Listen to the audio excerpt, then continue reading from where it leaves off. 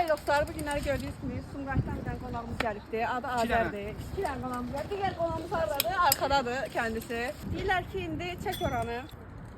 İkisi də tam yuxarıdan düşəsiz axardınız, değil mi? Tam yuxarıdan düşəcəklər. Məncə də düşə bilməzlər, amma özləri öz istəyinə düşmək istəyirlər. Onun üçün uzatmadan gedə bilirik. Atam bloka sarsan.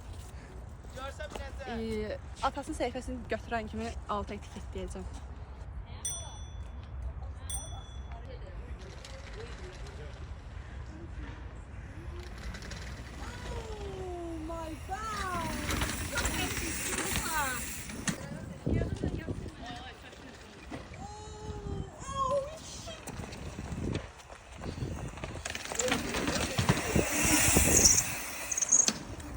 Madalyon asım sizə. Bizim mənim idi bu medal. Bu sənin.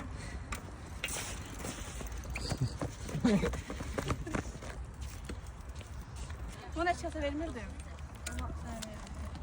İstəyirsən sənə də verim. Yox sən. Hardan? Gəl bunu da verim sənə. Ürəkləndi elə. Hə, sənə.